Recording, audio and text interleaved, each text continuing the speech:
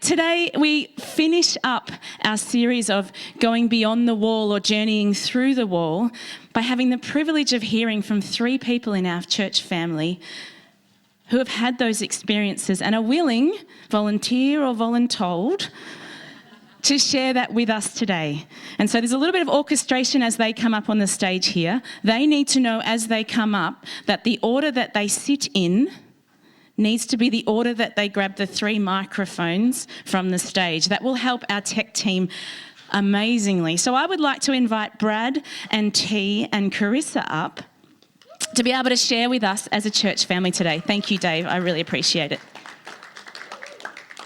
I know they are being incredibly brave. I have definitely got the easier role today of being able to drill them. They have been preparing their hearts, seeking to hear from God about what it is that He wants them to share as part of their experience today. I've had a little bit of a chat with each of them. I'm pretty sure Lex pretty much threw them under the bus and he threw me under the bus as well. He said to me, "Oh, Amy, would you curate this interview for me?" "Sure," I said, "Lex. What would you like them to be talking about?" "Oh, they know," he said. And I said to each of them, "So you're up to speed with the parts that Lex has talked to you about sharing today?" "No, he hasn't said anything to us. He said that you've got it sorted." Oh, good. So what an invitation for the Holy Spirit to move today, hey? One of the things that I have really valued about this series that we're going through about reaching a wall in our faith and choosing to journey through that wall is some of the background theory that Mandy has given in her content and the story and the specific Bible passages that Lex has brought into it. For me, and this possibly threw these guys a little bit of a curveball, for me it's not actually about something hard happening in our life. That is the wall. And often we use that cliche of, "Oh, I've hit the wall." And we're talking about what's happening to us in our circumstance. But actually, that wall is a wall of faith where we have gotten a certain journey through our faith and we're making a choice, whether it's our will or God's will, in the circumstances that we're finding ourselves. Sometimes those circumstances are taking us right to rock bottom. God, I can't do this. I have nothing in my reserve to be able to deal with the circumstance I find myself in. Or sometimes it's the circumstances around us we've created are quite comfortable because they're circumstances that we are choosing to make comfortable, that we are choosing to stay in the status quo because it's easier. And so I hope that as we unpack some of the stories here in front, that you will hear both those circumstances, ones where major catastrophic things have happened in the lives of Carissa or Brad or T, or, God, I think I'd like to go this direction, and this is quite easy and good, and it's all sorted, ducks in a row, and God says, in order to journey deeper into your relationship with me, you have to choose to change this wall and go through it. Does that make a bit of sense? Yeah. I haven't worked out who's the first I'm going to interview. I'm just looking at who's giving me the biggest deer in headlights. No, I'm just kidding. These guys are so brave and so articulate in the way that they express their circumstances in their journey. So I'm actually going to start with T.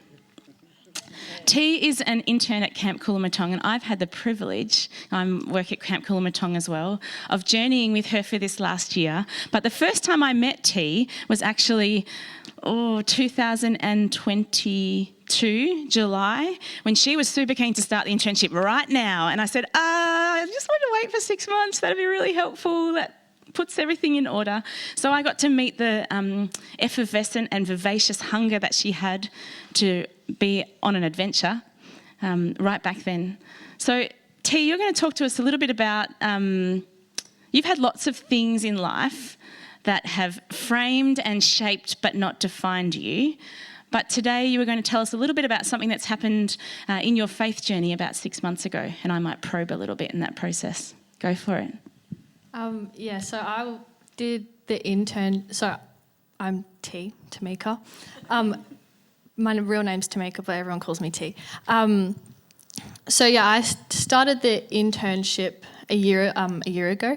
I was 17 and I moved over here and then turned 18 within the internship. Anyway, but I last year wasn't too sure of what I wanted to do for this year. It was on the cards to do the internship again. I was going to work at a school and get a lot of money. And then start of this year, end of last year, start of this year, I moved back to home. I'm from Phillip Island before I lived over here. And I lived with my grandparents and everything was super easy. And I was just like, okay, I'm going to work and I'm going to get money. And then once I've got enough money, I'll come back and do the internship. But I'm just going to get money now. And in that time, that month, I really struggled in my faith and actually just being patient with God and listening to Him. And 6 months, the last 6 months of last year, I struggled a lot mentally and stuff like that. And I didn't really wait for God and His timing. It's like such a Christian cliche that you wait for God's timing, but I just was like, whatever, like I need to get this money. I've been an intern for a year. I need to get money. So I'm going to work this job and didn't wait for God at all. And I was just rushing to get what I wanted. So it was 6 months of a solid battle with God. And then I came home and I worked a little bit in that month. And in that time, I just completely went downhill in my faith. And just basic things like wasn't praying regularly, was kind of leaning on my own understanding, didn't read my Bible or anything like that. And me and my family didn't get along very well. And my mum said, what the heck is going on here? This is not the Tamika we know. It was just not a very pleasant time in my faith and just kind of really frustrated and angry with God because I was just so not good in my head kind of thing. And just a lot of spiritual attacks from the devil and stuff. It was that. Do you want me to tell the good part or do you want me to just tell the bad part? Stop there for a second. Okay. Yeah, that's good. I think you get the picture of what sort of this space that T was in. Tell us a little bit about what was driving that decision to need to finish the internship, go and get some solid money. What was sort of some of the behind the scenes drivers that were making you focused on, well, this is what I would like to do, and come on, God, come along for the ride because this is what I think we should do.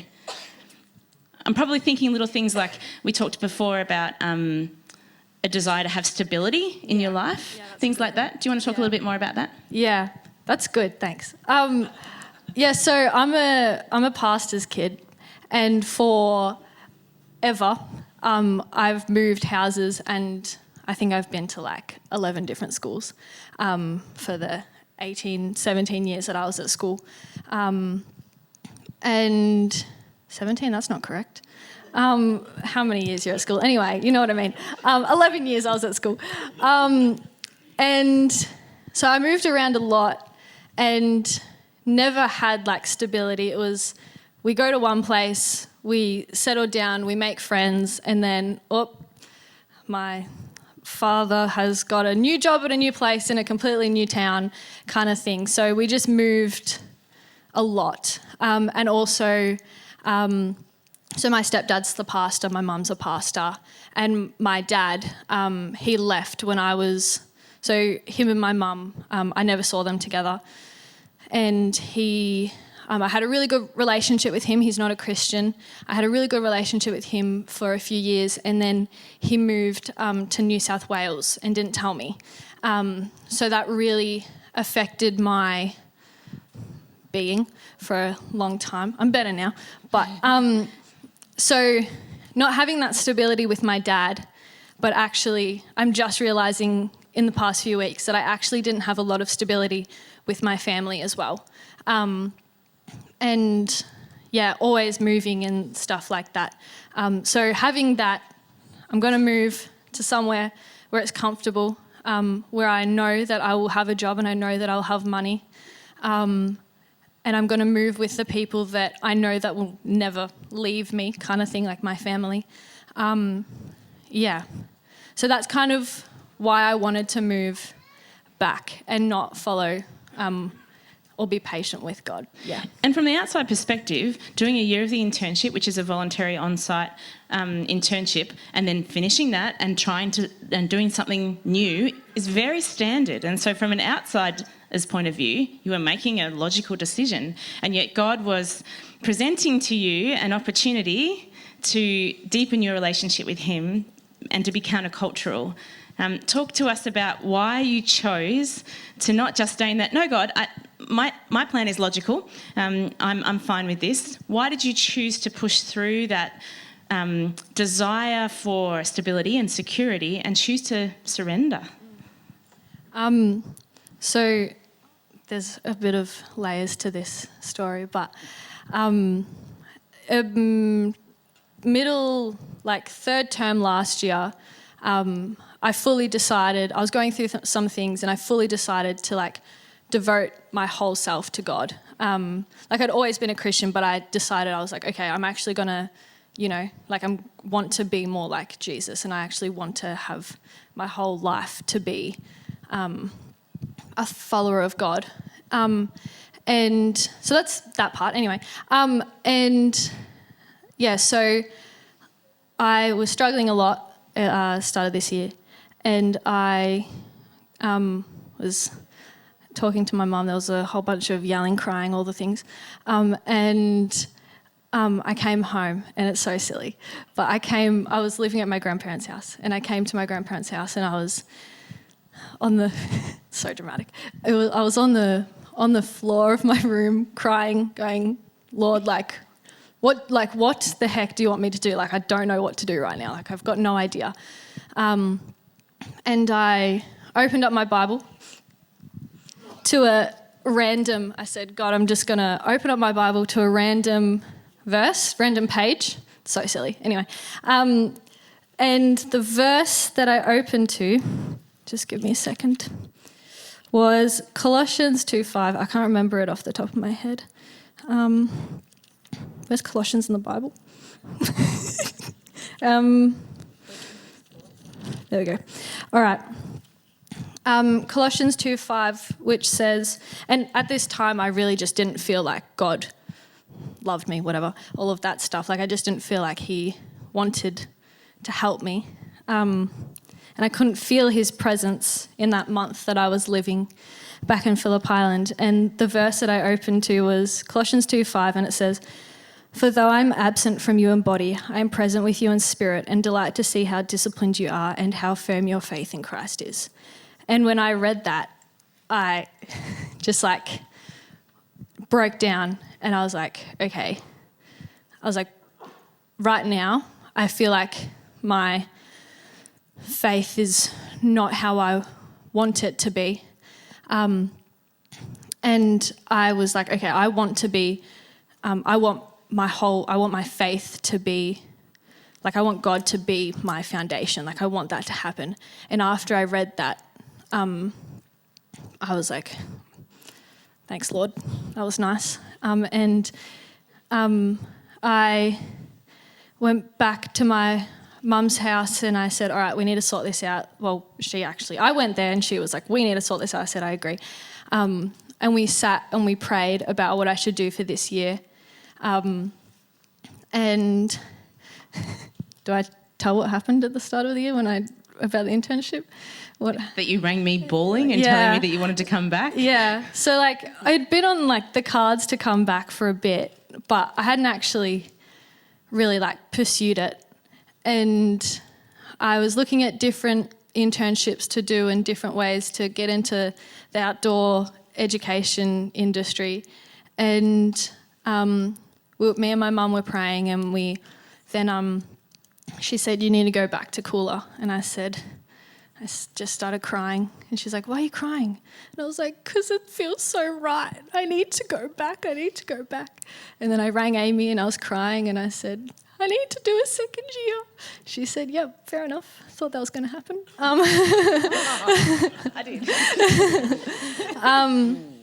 And I think, oh yeah, go. Well, I was just going to say, so obviously then, because you've surrendered to God and his will, it's been easy streets from there, yeah? Yep, yeah. All of them laugh.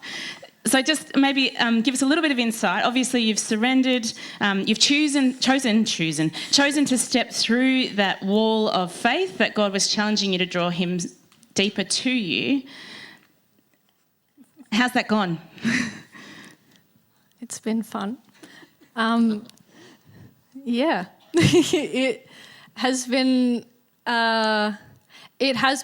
being back and going with what God wants me to do has been a very, very big struggle this year, especially within the past few months, 2 months mostly, and not fully understanding why I'm here, like at Coolamatong, to be honest. Yeah, so it's been... I'll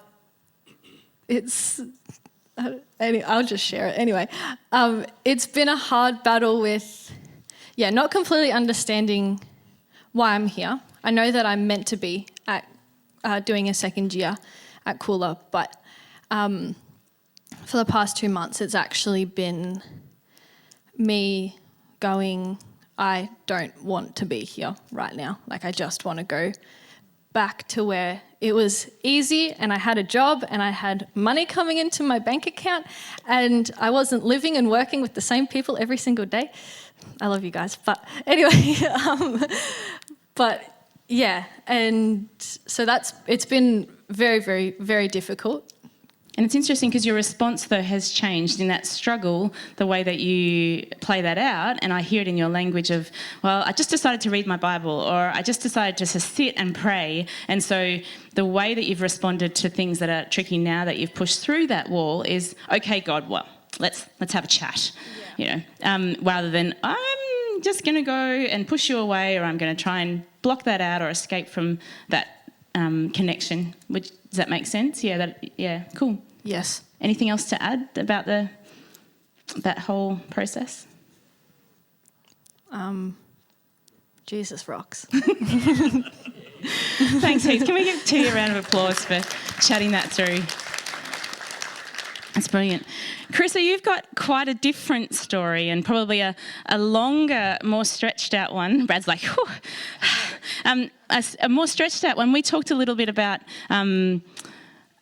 not that you have doubted that God exists, not that you have doubted even that he loves you or that you have a faith, but the journey to worshipping with God's people and meeting with God's people and then actually stepping out of that because of hurt and because of miscommunication, and then God challenging you to step back into being a part of his family. We're talking like a 15, 20-year story in that space. Do you want to share a little bit about it rather than me tell it? I think you're doing a good No, job. I'd love to hear from you. Okay, yeah, well, years and years and years ago, I was in a church where I had been very hurt, I think misunderstood and ostracised and put out alone. So after I left that situation, I was quite happy to not go back to the church, not go back to any church actually. And I still had a relationship with God. I mean, God is definitely my husband. I've been on my own all my life and he's always been there. So it wasn't that I backslid from God. I could still talk with God. We still had this thing going. And but in retrospect, looking over those years that I was out of community, I really did just spiral downhill. I didn't heal. I was in a safe place because it couldn't be hurt if you're not talking to anybody or seeing anybody, and you can't be hurt if you're living right out in the middle of the bush where people got to drive like 2 hours to get to you. That doesn't happen, which is where I ended up. And in that, you can be safe there, but you don't heal. I've heard that dogs have this innate ability where they can shut off their pain. From a farm girl told me that, and that's amazing. So they can shut off their pain, but they don't heal while it's shut off. The issue still stays. So, yes, so that's point A. That's before Redgum, the big abyss. And so coming to Redgum is a huge part of this having to push through a wall in your faith when you knew comfortable and you knew safe, but it wasn't healed. No, and it was actually going backwards. Yeah, yep. Because in that time I had completely broken. I was in a chronic depression, absolutely debilitating, where I was bedridden for at least 4 years. Yeah, I had lost all hope. I had reached out to Lex because I was actually losing control with suicidal episodes. I'd just fall into them like you'd slip over on an oil slick or something. No warning that you were going there. So I had called out to Lex because I was really starting to get scared of myself. Yeah, so Lex and I, we had kept the relationship going through, but Lex stepped in more and came to Bairnsdale and started Redgum, of which he was pulling me along. And thank you to the people who were so patient, because I can speak my mind really well, and I can say things I don't really like. And in the safe family of the newcomers of Redgum, they didn't judge me or anything like that, even though I didn't want to do it. Yeah, but I must say, that's 5 years ago. And I've walked through many walls, which has been made possible because I've got support and community. I've got people that I can be real with. I mean, every area of my world was shattered by then, and way overwhelming. My health, my mental illness, because it was quite severe. Financially, been absolute poverty because you can't really work when you can't get out of bed. I don't think there was an area that was whole, but now, 5 years later, I'm complete polar opposite of that. Yeah, complete polar opposite.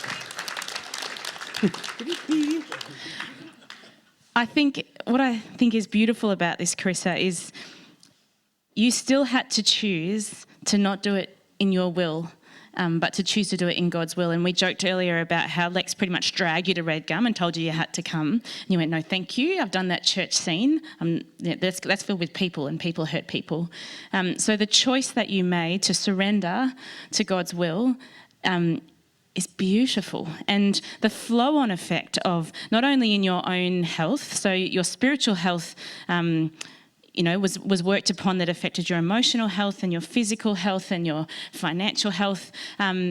God chose to bless you in many ways in that process of coming to him. And you could have said, God and I were like this, and that was the distance we stayed for 10 years. But to hear the bravery that you said, actually, things were going backwards because I wanted to stay my safe and my secure. Talk to us a little bit about what the last 5 years has been like as being a part of a family of humans who are not yet made whole. And so we fail and we say things and we love in ways that don't connect always. What's it been like to be a part of Redgum for the last 5 years in our humanness? Well, it's been fantastic in your humanness.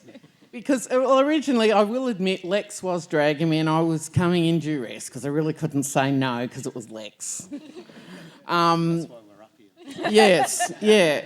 But in that, I also thought, because I'm always a woman of God, and I thought, well, I'm a woman of God, I should go to church, that's what women of God do. And I missed that. I had missed the community, I'd missed getting close to God, hearing special things from God, very intimate and personal things.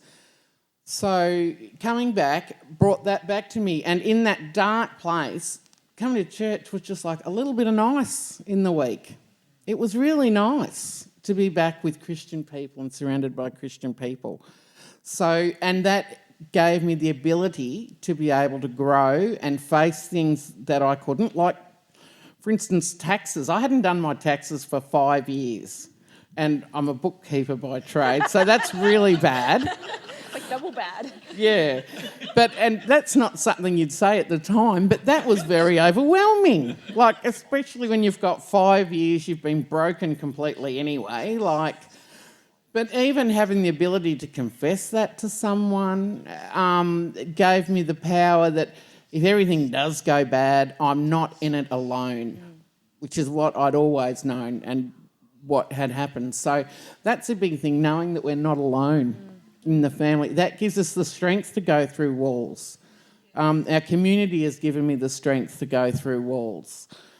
Being able to be real and honest with people has given me the strength to go through walls. Yep. Yeah, like even today's a wall. I must say, I'm petrified. I was, well, not when I got up here, because it's like when you jump out of a plane. Once they're up in the air, they don't feel fear anymore. Apparently, not that I've done that. But yeah, and to be honest, I just wanted to run. It's like, I could, and this is honest, so, and I am a woman of God. I will state by that. I live by God and have for most of my life. But I was so scared today that I was thinking, I could ring in sick. I could say I've got COVID. She texted me and said, I really want to tell you that I'm sick or I have COVID. But one thing I've also learnt with God is I've learned how to do things scared. Yeah. I definitely feel fear, and in my life I've had many walls of fear. I'm like the opposite of the TARDIS, big on the outside but little on the inside. But God's also taught me through many things just to do things scared. Yeah, so... Because when we're not scared, then we're not actually relying on Him, are we? Yeah. It's amazing. I'm relying on Him. Yeah, I know. Because you're doing things scared, absolutely. I'm just also thinking about how that time before choosing to step through that wall of trusting God's people, there was you had to almost be inward focused and grow more inward focused, because that was your self-protection mechanism. But the freedom that has come from stepping through that and building trust, I've seen you minister to people in our church. I've seen you have the freedom to know that you're secure in Him and that He's got you, and you can share that story with others and be a light for them in times of darkness that they're navigating and going through. And I don't know if you see that, but we do. We see that you are shining for Him because you're trusting Him and choosing to do scared. Yeah. Let's give Carissa a round of applause. If this is your scared face, I am very impressed. I've had lots of practice. Smile and wave, boys. Smile and wave. Brad, your story is completely different to those as well. Do you want to talk to us a little bit about a huge traumatic episode in your life? Can do, absolutely. I've got those pictures sorted, so when you want them shown, you can just ask for them. And so that just happens like this. Cool. I look around the room and I think I got roped in up here. Totally. Because I know that every person here has a wall in front of them right now.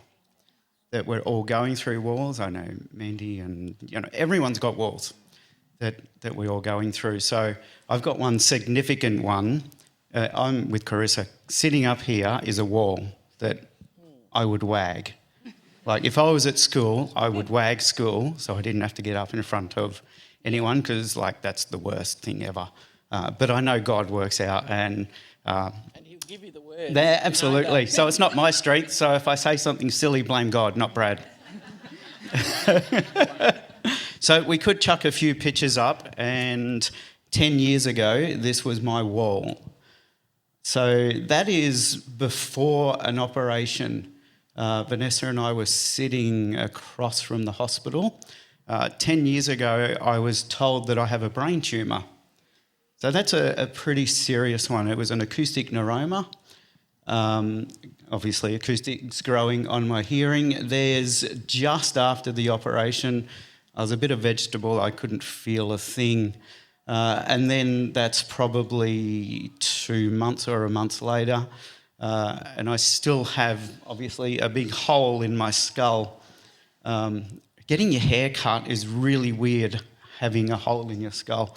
I have no hearing in my left ear and no balance. So, if I seem a bit weird in church, it's probably because I can't hear you.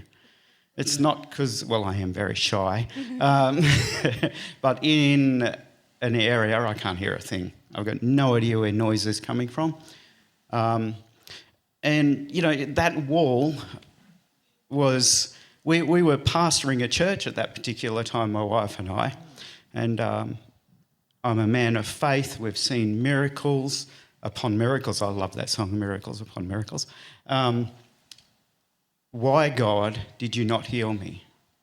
Like, I'm a praying man. I've seen people healed.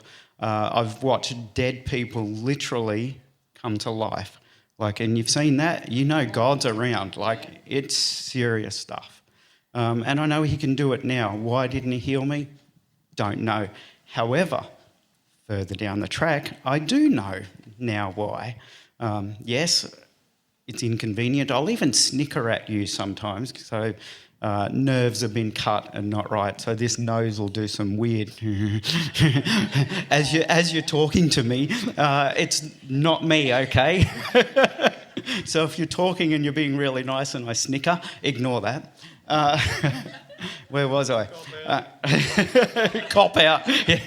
Yeah, Vanessa will go, Brad. She's saying something that I may not like. Where was I? Miracles, lots and lots of miracles. God works in mysterious ways. So there's a big brick wall in front of me. And it wasn't just a brick wall for me. So I had the faith to know, with Jesus in my life, whatever was going to happen, if I did not come out of that operation, no big deal for me. I was in heaven. Literally didn't care. However, super hard for my family. The operation was meant to be 3 or 4 hours, possibly. It was a 9-hour operation. So could you imagine being them, 9 hours? What is Dad coming back? So, looking forward, didn't get healed. Darn it! Would have been awesome. You know, God's taken this tumour away and all that sort of stuff. Well, he did take it away. It just took a surgeon. Paul Smith was his name, top dude. He did take it away. However, further on, I've now had opportunity to speak to so many people about things. In fact, in Paynesville, I've had 2 customers with exactly the same tumour. Exactly. Like, what's the chances of that? Buckley's a none. Anyway, so I've helped them through it, what to expect and letting them know that I'll be praying for them. And God really works in mysterious ways. Yeah, I would have loved to have been healed. No, didn't. So tell us a little bit about, I mean, you talked about if your faith in God didn't necessarily waver, but what was it that you needed to sort of surrender? And you talked even about, I didn't even fear death. Yeah. But what was it that you needed to surrender in order to get through this faith wall and be able to still track with God and grow with God? Yeah. I guess surrendering my stubbornness of why not God? Yep. Like, it just blew my mind that I'm a simple man of faith. Believe and it will be done. Like, the Bible tells us that. Lay hands on a brother and they will be healed. I had people everywhere praying that Brad will be healed, churches everywhere. And, you know, it used to stress me out a bit. What are they thinking? Like, I don't want them to be discouraged or people to be discouraged of when you pray for someone that they don't see the outcome that we as humans want. Because, you know, God sees the big picture. We only see the right there and right now, this wall in front of me. God sees over that wall. And obviously, you know, I think sometimes we have to... Climbing the wall is better than going through it.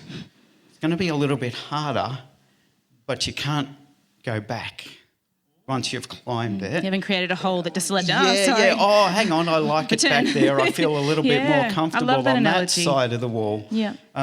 So you just headbutt against the wall instead. No, and then God's saying, no, come, follow me. Yeah. It's a bit easier this way. It might not seem it right now, but follow God. It's so much easier and you have so much more peace. if you don't know him, come and see someone afterwards and we'll pray and we'll introduce you to him. He's a good guy, even though he works in mysterious ways. Yes, that's right. Even though he can seem a bit mean by not fixing my head. And I really appreciate you pointing out that idea of, you had to surrender your stubbornness. Yeah. I think sometimes we meet God and say, hey, I have a friend who used to say, God, get in the car, we're going for a drive. This is on my terms, this is the way that I want it to happen, and can you not see the agenda we have in place?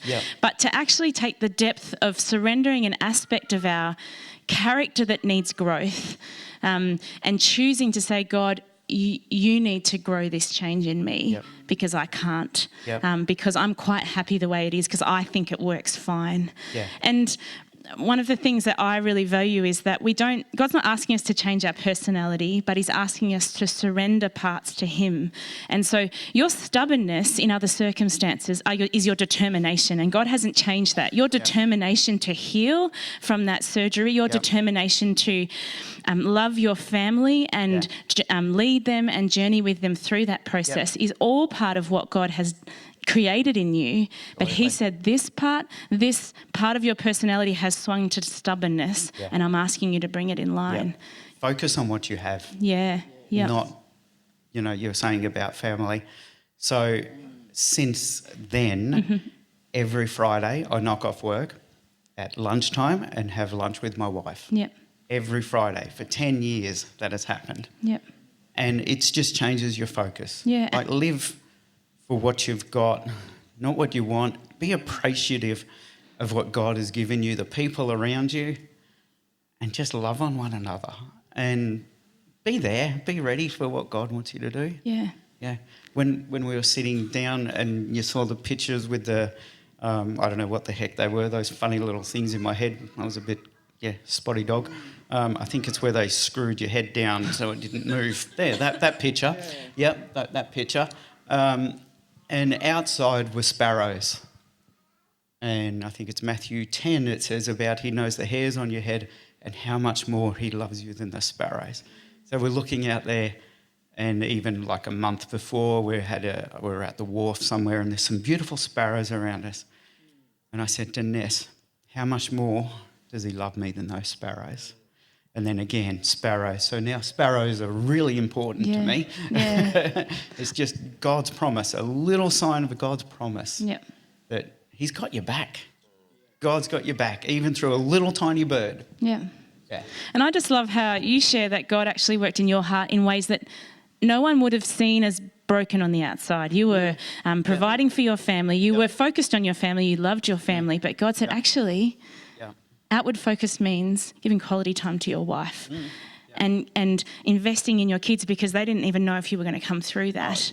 And so I love that you've chosen to continue that outward focus rather than go, oh, well, I'm fixed, I'm sorted, no problem. No, sorry, people. If you want your car fixed, Friday afternoon, bad luck. You're not the man. It's not happening. I love it. Let's give Brad a clap. That takes guts to share. Brilliant. Well, I want to thank all three of you. I hope that there's a sense of relief in realising that today God has challenged you to share part of your experience for the good of others, for the capacity for them to grow and see that in everyone's experience, the wall looks different. The outward circumstance is different, but the wall is also different because God has created us uniquely and he loves us individually and he's calling us to him in a unique way for each of us. Isn't that true? Yeah. So thank you so much. Feel free to pop that mic down. I am going to invite the team up to sing a song to finish our time together.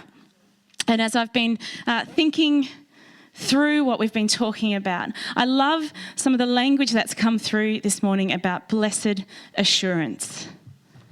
Not just assurance, but blessed assurance that we have that God will never let us go in wherever position we are in our faith.